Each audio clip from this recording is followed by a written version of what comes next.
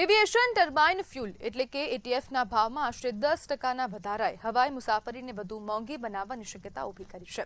એરલાઇન્સના કુલ operating ખર્ચમાં ઇંધણનો હિસ્સો સૌથી મોટો હોય છે. તેથી એટીએફના ભાવમાં વધારો સીધી અસર કંપનીઓના ખર્ચ પર કરે છે.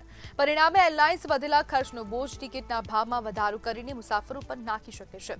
સરકારે નવી પ્રાઇસ સ્ટેબિલાઇઝેશન સ્કીમ શરૂ કરી છે, જેના હેઠળ એરલાઇન્સ 3 વર્ષ માટે ઇંધણના ભાવ અગાઉથી નક્કી કરી શકશે. આ યોજના ભાવમાં અચાનક થતી વધઘટ સામે કંપનીઓને સુરક્ષા આપવાનો પ્રયાસ છે, પરંતુ હાલ નક્કી કરાયેલો દર અગાઉના દર કરતાં વધુ હોવાથી તાત્કાલિક અસર ખર્ચ વધારાની જ જોવા મળી રહી છે.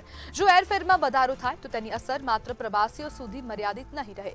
બિઝનેસ ટ્રાવેલ, પર્યટન અને એર કાર્ગો ક્ષેત્ર પર પણ અસર પડી શકે છે. હવે સવાલ એ છે કે એરલાઇન્સ વધેલો ખર્ચ પોતે સહન કરશે કે પછી મુસાફરોના ખિસ્સા પર વધુ બોજ પડશે.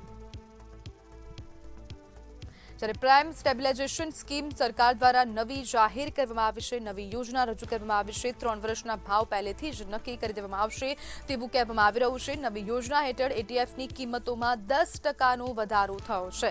એટીએફ મોંઘું થયું, હવાઈ મુસાફરી વધુ ખર્ચાળ બને તેવા પણ એંધાણ સામે આવી રહ્યા છે. એરલાઇન્સ વધેલો ખર્ચ પોતે સહન કરશે કે પછી મુસાફરોના ખિસ્સા પર આ વધુ બોજ પાડવામાં આવશે કે પછી નાખવામાં આવશે તેવી ચર્ચાઓએ પણ ક્યાંક ને ક્યાંક વેગ પકડ્યો છે.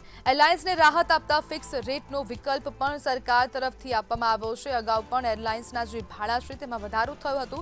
જે વેકેશન ચાલતું હતું તેના કારણે પીક સિઝન કહેવાય તેમાં પણ જે ભાડા છે તે વધી ગયા હતા અને તે બાદ ફરીથી હવે આજે ફ્યુલના ભાડામાં વધારો કરવામાં આવ્યો છે. તેના કારણે હવે ક્યાંક ને ક્યાંક લાગી રહ્યું છે કે મોંઘવારી માઝા મુક્તિ હોય તેવું સ્પષ્ટપણે લાગી રહ્યું છે. અને રાજ્યમાં મોંઘવારી જે પ્રમાણે વધી રહી છે, ન માત્ર રાજ્યમાં દેશમાં પણ આવી સ્થિતિ સર્જાય છે. જે ફ્યુલના ભાડા વધી ગયા છે, એર ટર્બાઇન ફ્યુલ તે ક્યાંક ને ક્યાંક વધી ગયું છે અને તેના જ કારણે તેના ભાવમાં 10%નો વધારો નોંધાવવામાં આવ્યો છે. તેના કારણે હવાઈ ટિકિટ મોંઘી બનશે તેવી શક્યતા વ્યક્ત થઈ રહી છે. નવી યોજના છતાં ઇંધણ ખર્ચનો બોજ યથાવત રહેશે.